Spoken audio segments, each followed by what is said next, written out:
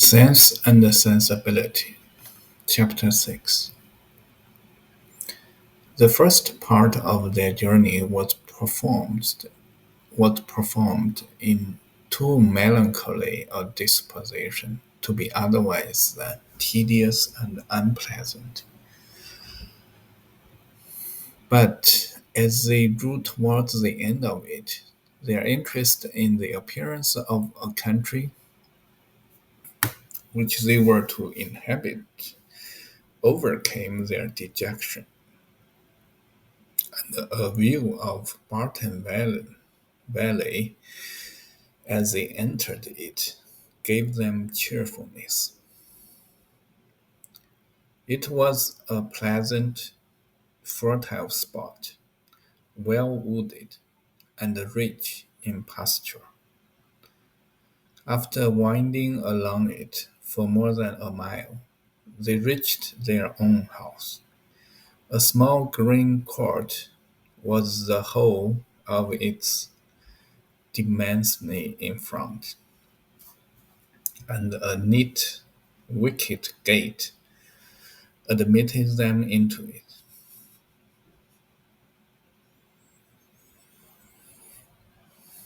As a house, Barton Cottage, though small, was comfortable and compact, but as a cottage it was defective, for the building was regular, the roof was tiled, and the window shutters were not painted green, nor were the walls covered with honeysuckles.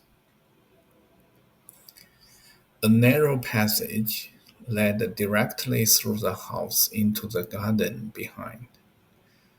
On each side of the entrance was a sitting room, about 16 feet square, and beyond them were the offices and the stairs.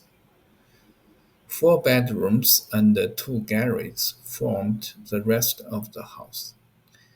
It had not been built many years, and was in good repair. In comparison of Norland, it was poor and small indeed, but the tears which recollection called forth as they entered the house were soon dried away. They were cheered by the joy of the servants on their arrival, and each, for the sake of the others, resolved to appear happy. It was very early in September. The season was fine, and from first seeing the place, and the advantage of good weather, they received an impression in its favor, which was of material service in recommending it to their lasting approbation. The situation of the house was good. High hills rose immediately behind, and at no great distance on each side, some of which were open downs, the others cultivated and woody. The village of Barton was chiefly on one of these hills, and formed a pleasant view from the cottage windows.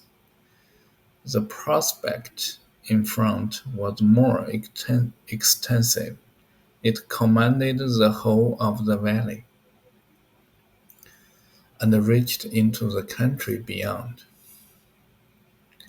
The hills which surrounded the cottage terminated the valley in that direction. Under another name and in another course, it branched out again between two of the steepest of them.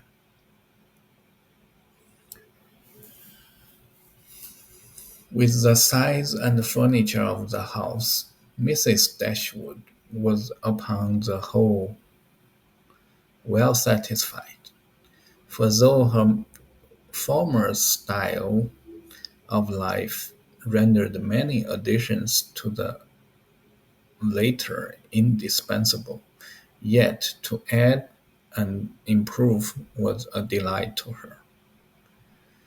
and she had at this time ready money enough to supply all that was wanted of greater elegance to the apartment.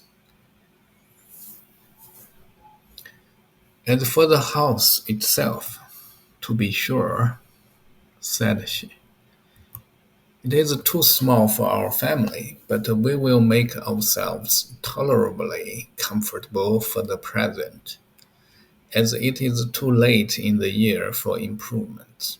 Perhaps in the spring, if I have plenty of money, as I dare say I shall, we may think about building.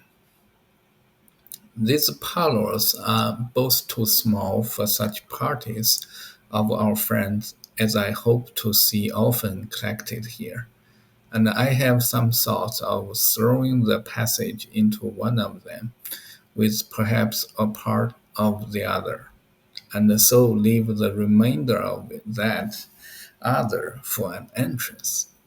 This, with a new drawing room which may be easily added, and a bedchamber and a garret above, will make it a very snug little cottage.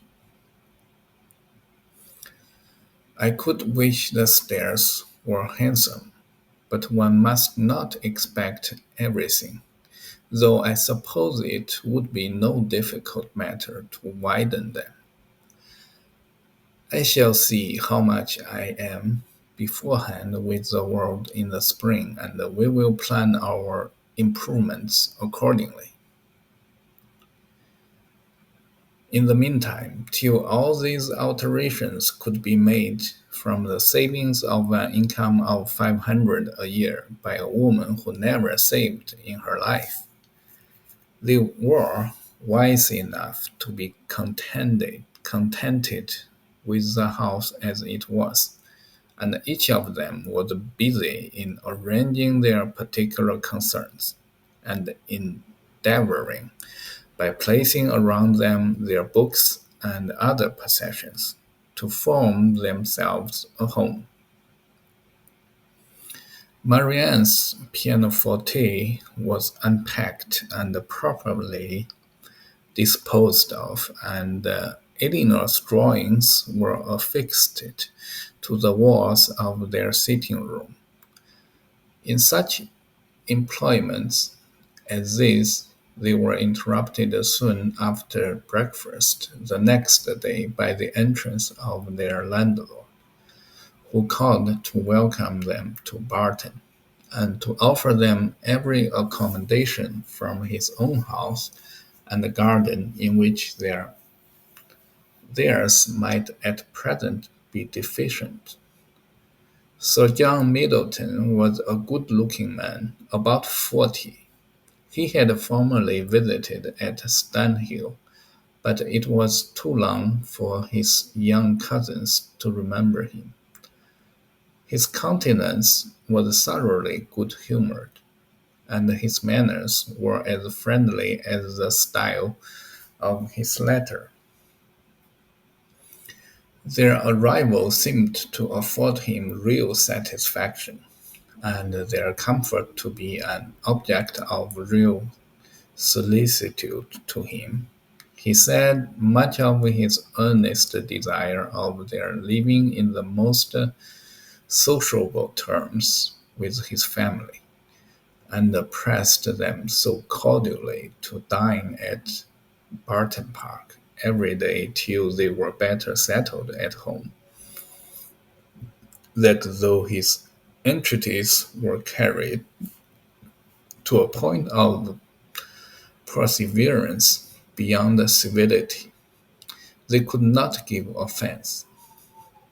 His kindness was not confined to words, for within an hour after he left them, a large basket full of garden stuff and fruit arrived from the park, which was followed before the end of the day by a present of game.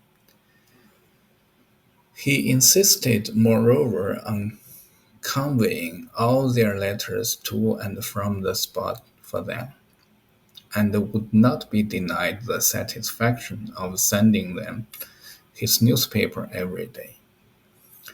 Lady Middleton had sent a very civil message by him, denoting her intention of waiting on Mrs. Dashwood as soon as she could be assured that her visit would be no inconvenience.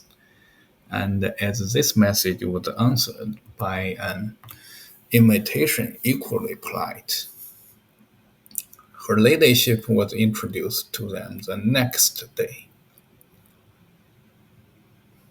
They were, of course, very anxious to see a person on whom so much of their comfort at Barton must depend, and the elegance of her appearance was favourable to their wishes. Lady Middleton was not more than 6 or 7 and 20. Her face was handsome, her figure tall and striking, and her address graceful. Her manners had all the elegance which her husband wanted, but they would have been improved by some share of his frankness and warmth. And her visit was long enough to detract something from their first admiration, by shewing that, though perfectly well bred, she was reserved, cold, and had nothing to say for herself beyond the most commonplace inquiry or remark. Conversation, however, was not wanted, for Sir John was very chatty, and Lady Middleton had taken the wise precaution of bringing with her their oldest child, a fine little boy about 6 years old, by which means there was one subject always to be rescued, too, by the ladies in case of extremity, for they had to inquire his name and age, admire his beauty, and ask him questions which his mother answered for him, while he hung about her and held down his head, to the great surprise of her ladyship, who wondered at his being so shy before company as he could make noise enough at home. On every formal visit, a child ought to be of the party, by way of provision for discourse. In the present case, it took up 10 minutes to determine whether the boy were most like his father or mother, and in what particular he resembled either, for of course everybody differed, and everybody was astonished at each other's opinion. An opportunity was soon to be given to the Dashwoods of debating on the rest of the children, as Sir John would not leave the house without securing their promise of dining at the park the next day. End of chapter 6.